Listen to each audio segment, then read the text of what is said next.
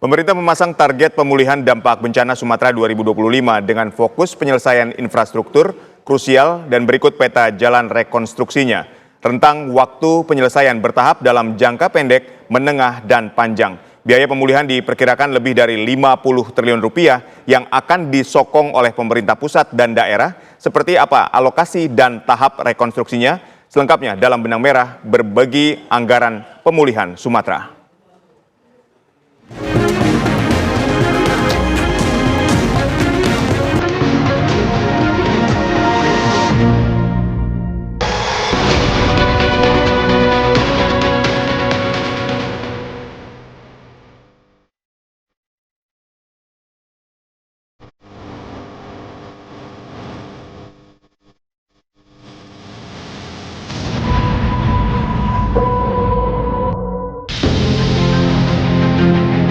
Segenap pemangku kepentingan berpacu dengan waktu memulihkan keadaan layaknya sedia kala di sejumlah daerah terdampak bencana Sumatera 2025.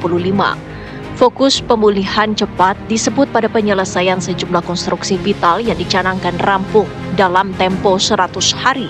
Sedangkan untuk pemulihan dengan cakupan yang lebih luas, peta jalan rekonstruksi perlu waktu lebih panjang, rentangnya hingga 1 tahun bahkan lebih. Kalkulasi di atas kertas, ongkos pemulihan diperkirakan mencapai 51,8 triliun rupiah yang ditanggung pemerintah pusat lewat APBN dan pemerintah daerah melalui APBD. Skema ini mendorong pemerintah pusat mengalokasikan sebagian besar anggaran APBN termasuk melalui efisiensi anggaran kementerian untuk kemudian dialihkan ke sini.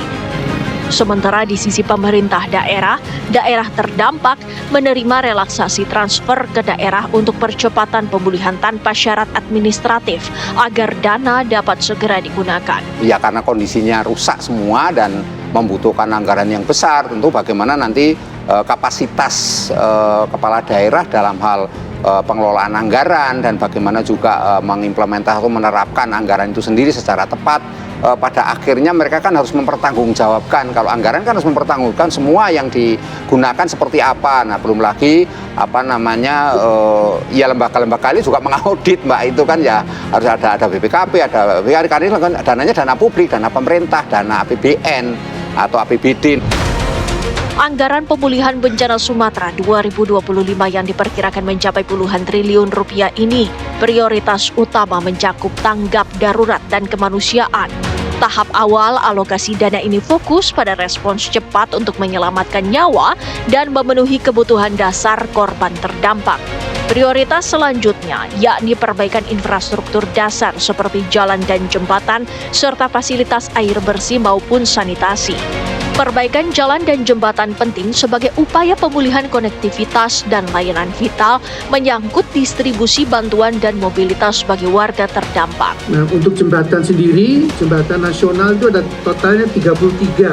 33 itu sudah fungsional hampir sekitar 60%-an, sekitar 19 jembatan. Yang masih butuh pekerjaan ada sekitar 15-an. Jadi nanti kita akan bekerja bersama-sama dengan TNI juga dan Polri karena itu butuh beli dan juga butuh rampu.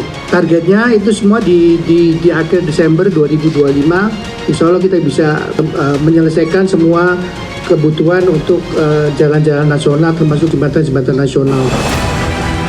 Setelah perbaikan infrastruktur dasar, prioritas berikutnya menyoal penyediaan tempat tinggal bagi warga yang kehilangan rumahnya. Fase ini dilakukan bertahap meliputi hunian sementara, hunian tetap, dan kompensasi kerusakan. Hunian sementara sifatnya darurat, fokus untuk merelokasi korban dari tempat pengungsian yang pada fase selanjutnya akan dilakukan pembangunan hunian tetap oleh Kementerian Perumahan. Saya gembira sudah melihat rumah-rumah hunian sementara sudah mulai dibangun, bisa selesai hunian sementara sebulan supaya ibu-ibu, bapak-bapak semua sudah tidak perlu tinggal di tenda. Kemudian segera sesudah itu kita akan bangun hunian tetap. Saya lihat cukup bagus kualitasnya, luasnya hunian tetap juga cukup lumayan besar ya, 70 meter ya.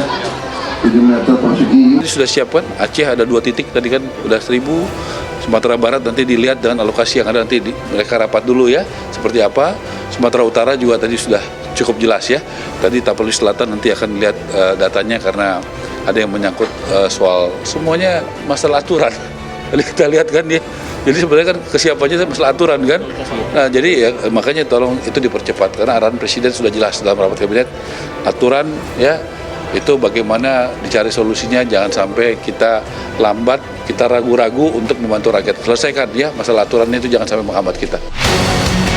Melengkapi semua skala prioritas perbaikan yaitu pemulihan lintas sektor untuk memastikan kehidupan kembali bergulir normal.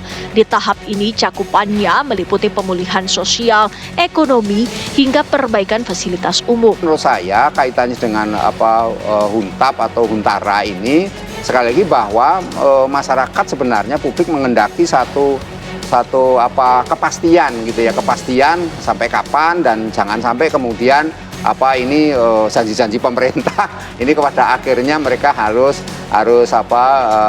ya istilahnya ya nanti jadi kayak PHP ya nggak mungkin ya. Jadi tapi sesuatu yang pasti gitu ya, sesuatu yang kemudian mereka menunggu tapi memang ada kepastian. Bencana Sumatera memporak-porandakan banyak bangunan maupun fasilitas. Diperkirakan ada sekitar 156.500 rumah rusak, lebih dari 800 layanan pendidikan, 800 rumah ibadah, serta ratusan fasilitas publik lainnya yang terdampak. Semua ini tersebar di 52 kabupaten dan kota. Berkaca dari skala kerusakan yang ditimbulkan, bencana banjir dan longsor yang melanda Sumatera pada akhir November 2025 ini disebut melampaui tsunami Aceh 2004 silam. Bencana Sumatera 2025 tidak sekedar bencana alam, tapi juga menghadirkan krisis lingkungan dan dampak berlapis lainnya. Disinilah pengelolaan bencana yang jitu diperlukan. Ketika teman-teman masyarakat yang memang memiliki pengetahuan lokal dan data yang sangat kuat, seperti ada di Aceh itu namanya Tilikan, lalu juga muncul komunitas relawan Aceh Tangguh, ada Siap Bergerak dan sebagainya, yang kemudian berkolaborasi dengan negara, dengan kepolisian misalnya, sehingga dengan data yang selalu real time, itu membantu tadi rasa cinta semua masyarakat yang bantuan tidak berhenti hadir. Ini harus kemana? Nah, ini yang sekarang menurut saya semakin baik bahwa kita sadar bahwa setiap bencana yang datang itu yang pertama harus menjadi kompas kita adalah data. Bencana Sumatera 2025 semestinya menyadarkan banyak pihak akan pentingnya membangun relasi yang serasi antara manusia dan alam.